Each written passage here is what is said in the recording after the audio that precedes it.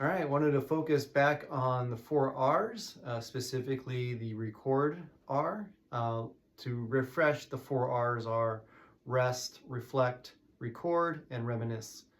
The rest is obviously rest, self-care, nothing strenuous. Almost anticipate some sort of dip in your energy levels. That's all normal. So refresh, hydrate, nourish, all that stuff.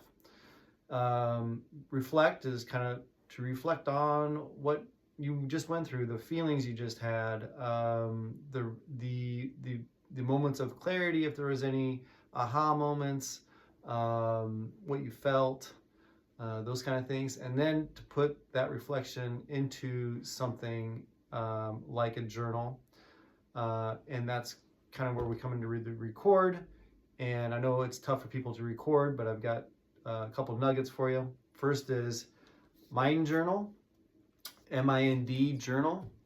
It's awesome. It's got full of prompts and like check boxes for feelings and whatnot. The living pie graph is in here as well. But yeah, lots of prompts and things. Mind Journal is money for people that kind of struggle. Well, what do I journal about? Yes, you journal about your experience and what came up, but also the daily journal of like the check-ins, the daily check-ins. How am I doing? How am I feeling? What happened to me today? Mind Journal does a good job. Another is Honestly app. Honestly app is free. Actually, no, it's $30 for the year, and it's again full of prompts. There's AI insights, which are really good. I've been using it myself, and there's like gratitude challenge and things, and it sends you prompts on your phone so you can't miss it. The other thing I like about the Honestly app is the dictation mode.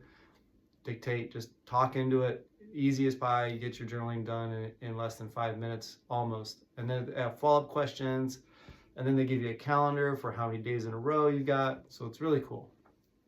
The other thing I want to talk about is what we can do, which is kind of cool, is if we're having kind of some brain fog or some sort of block about what happened in our journey, is that you can actually put on the eye mask, find out what playlist was playing when you were journeying, put yourself under some covers and replay it, and it just shows you how incredible sound is to the subconscious.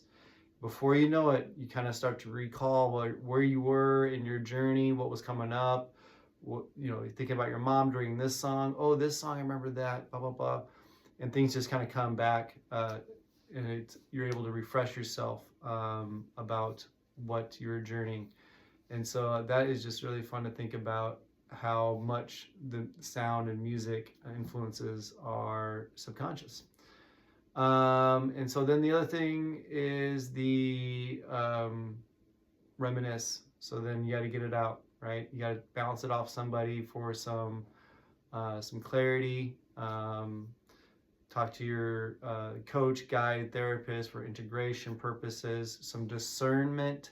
I think a lot of people will have like these big aha moments on occasion and want to do something about it the next day. You have to learn to pump the brakes. If it was a good idea during your journey the next day, give it a week. If it's a good idea a week later, then maybe go ahead and pursue that. But it's always nice to have some discernment. So be vulnerable with your discussions with your therapist, coach, guide, family member, whoever you're going to be bouncing off of the information that came to you from your innate healing intellect. Take care. Hope that helps y'all. Bye.